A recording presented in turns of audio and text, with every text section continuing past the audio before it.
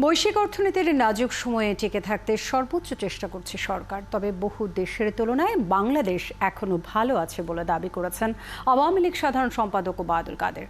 দুপুরে এক সংবাদ সম্মেলনে সাংবাদিকদের প্রশ্নের জবাবে তিনি পাল্টা প্রশ্নে জানতে চান, পৃথিবীর কোন দেশে সাংবাদিকরা কেন্দ্রীয় ব্যাংকে অবাধে ঢুকতে পারছেন। আরও জানাচ্ছেন শাহনাজ শারমিন। দুপুরে ধানমন্ডিতে দলীয় সভাপতির কার্যালয়ে সাংবাদিকদের সাথে মতবিনিময় করতে গিয়ে ওবায়দুল কাদের বলেন, দেশে এত উন্নয়ন ও সমৃদ্ধির একটাই কারণ, তা হলো সরকারের ধারাবাহিকতা। তিনি বলেন, জিয়াউর রহমান বঙ্গবন্ধুর কাছে আবেদন করে বাকশালের সদস্য হয়েছিলেন, কিন্তু বিএনপি এবং মির্জা ফখরুল বাকশালকে গালিতে পরিণত করতে চায়। আপনাদের প্রতিষ্ঠাতা, আপনাদের নেতা জিয়াউর রহমান অফিসিয়ালি বঙ্গবন্ধুর কাছে আবেদন করে বাকশালের সদস্য হয়েছে। নগদে 500 টাকা বা তার বেশি পেমেন্টে পেতে পারেন ঢাকায় জমিসহ 20 কোটি টাকার পুরস্কার। আবেদন করে সেটার কি জবাব দেবেন? সেটা আরো দু একবার বলেছি, জবাব পাইনি।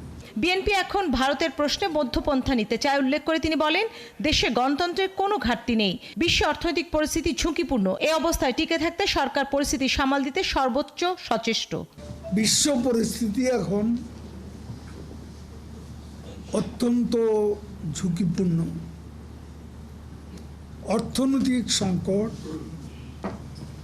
যুদ্ধজনিত কারণ, এই পরিস্থিতির মধ্যে অ্যাকোমোডেট করার মতো পরিস্থিতি আমরা সৃষ্টি করতে পারি এবং সে ব্যাপারে আমাদের চেষ্টার, সরকারের চেষ্টা, বিশেষ করে প্রধানমন্ত্রী শেখ হাসিনা এই কাজগুলো প্রতিনিয়তই তিনি করে যাচ্ছেন। পৃথিবীর কোন দেশে কেন্দ্রীয় ব্যাংকে সাংবাদিকরা প্রবেশ করতে পারে প্রশ্ন রাখেন ওবায়দুল কাদের।